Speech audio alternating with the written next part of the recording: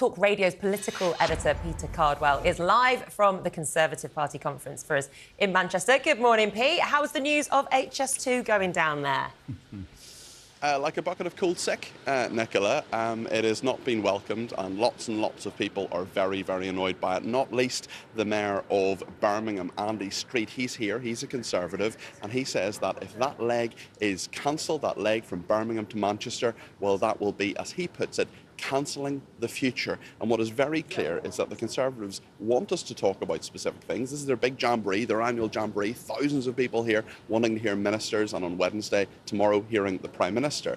But what everybody is talking about is HS2. Will it be cancelled? Will it not? Looks as if it will, but no confirmation on that. So that's just dominating what everybody is talking about. So the other messages that the Conservative Party that want to come through, the Home Secretary speaking today, as she said, doctor strikes continue, many other issues, and many other Secretaries of State speaking and making their speeches and going to events and so on. All that anybody is talking about is HS2.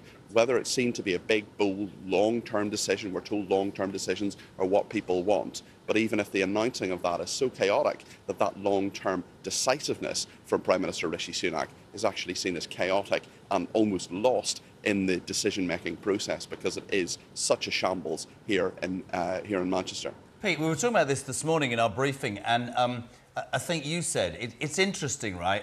Is he dilly-dallying around because he's trying to gauge what public opinion is? Is he putting it out there, or has it been put out there by opposition people forcing him to make a decision? Seems pretty appalling that we should be concentrating on so many things, and obviously HS2 is massively important, but as you said, completely overshadowed because he won't make an announcement. Why? I think he's waiting until his speech. Rishi Sunak will do a series of interviews today, and this is the first thing and possibly the only thing he's actually going to be asked about. But he'll essentially say, wait until my speech. But he has this bizarre situation. Here we are in a former railway shed, now the conference centre here in Manchester. He's going to be in Manchester, which would benefit, or some people say, have just a lot of money spent on it for HS2. But he's going to have to make an announcement, but he's probably not going to do that until his speech. I think his hand may be forced today. We'll see what happens. But certainly in terms of that news leaking out, denied by Number 10, that the second phase of HS2, that line between Birmingham and Manchester, is going to be cancelled, we'll need to get some clarity. And as I say, it's overshadowing everything here.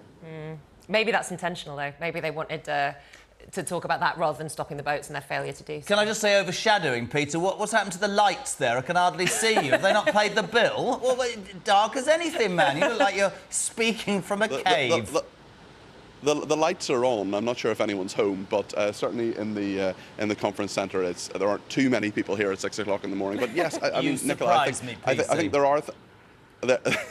There are things that people want to talk about here. Suella Braverman has her speech later today. A lot of that just we haven't been told about it because she obviously made a massively influential speech in Washington last week, and she has said, you know, we're going to hear what we're told is uncut Suella. But usually what happens is journalists like me get a bit of information, get a bit of briefing about what people are going to be saying today. But there's been very little on what Suella Braverman says. That's not just because of HS2. That's because Suella Braverman is someone who's on manoeuvres. She wants to be the next leader of the Conservative Party. Her speech last week was signed off by Number 10, but it was nonetheless a very controversial thing. And she's going to say more controversial things today about those big issues, about stopping the boats, about her belief that immigration doesn't work in the system. The system doesn't work in this country. But at the same time, people saying, well, hold on a second, you're the Home Secretary, make it work. And actually, even her predecessor, Priti Patel, now Dame Priti Patel, who's been speaking at a number of events here, she's saying, well, you're the Home Secretary, make it work, Suella. There's no doubt that she divided opinion between cabinet ministers and, as you say, former cabinet ministers with her speech last week. But what's your sense of the amount of support that Suella has at party conference? Are they more in support or opposition of her? A lot of support. I think that most members of the Conservative Party, the people who've paid their £25, the people who to be members, the people who knock at the doors and hand out the leaflets, they're the people who are here. So you're talking to two audiences when you're a Secretary of State making your speech. You're talking to the people in the hall. There haven't sometimes been that many people in the hall, but I think there will be a lot for Suella Braverman later today. But also the people at home. So you have two very distinct audiences. However, it's not that often that all of the members of the Conservative Party, or many of them anyway, get together. Suella Braverman knows that perhaps even as early as in a year's time, there may be a leadership election in the Conservative Party. If the Conservatives, as all the polls say, lose the next election, she may well be up for the leadership. And the fact is that there are very few opportunities where she can speak directly to the people here, meet lots of them, go to lots of events, glad hand them. And this is a mini campaign starting for her. In terms of what she's saying about stopping the boats, a lot of Conservative members are very much in favour of that. That is obviously something that people in the country care about, but there are mixed views. Whereas here in the hall, I think she will have a lot of support. She's very popular. And also, you've got to ask, what does the Conservative Party actually look like after the next election? If the polls are to be believed, it could be more right-wing, a lot of the more left-wing people in the Conservative Party, people like Caroline Noakes, for example, chairwoman of the Women and Equalities Committee, probably losing their seat. So Suella Braverman may actually have a smaller number of MPs, but nonetheless more concentrated support. So she knows that, and she knows that this is crucial today as well for her career. Pete, we've actually done an exclusive TalkTV Pundits poll, thank you to one poll, and we actually asked about the boats, because this will be the whole part of Suella Braverman's speech today. Can Rishi stop the boats?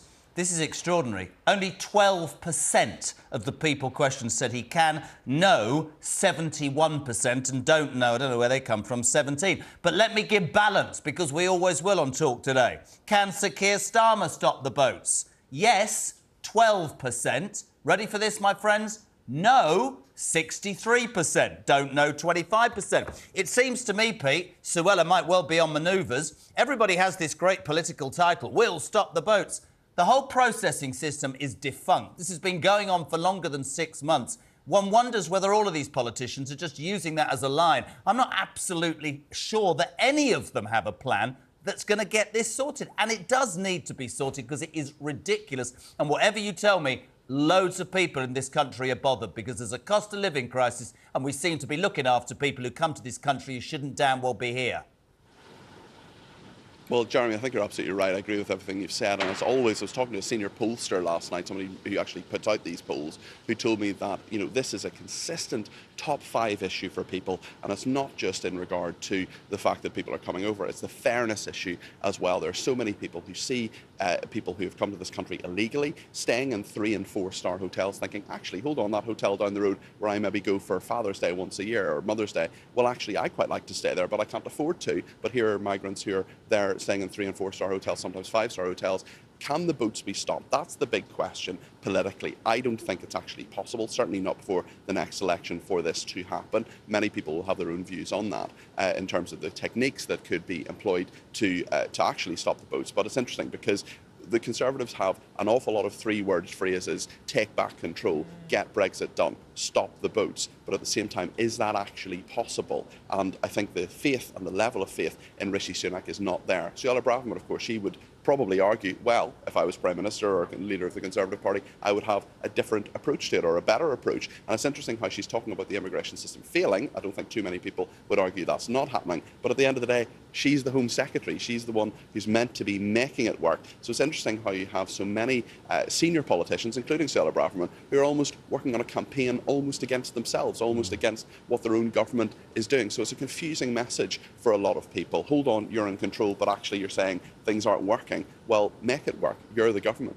I'm totally with you there, Pete. It's been a frustration of mine for the past year to hear this woman who is already Home Secretary saying, well, I can stop the boats, I can stop... Well, you've had a year. You put forward little more than a Rwanda plan that she's just blaming now on the ECHR. She's saying it's everybody else's fault that this plan isn't working, when she's got no evidence that it would work even if it did go ahead. I don't think anybody's got a plan. Tens of thousands of pounds, hundreds of thousands of pounds per person, even if it did go ahead, and could only accommodate 200 people. Irrespective of Rwanda, what it shouldn't be in this country is it shouldn't become a political headline grabber, for want of a much better phrase.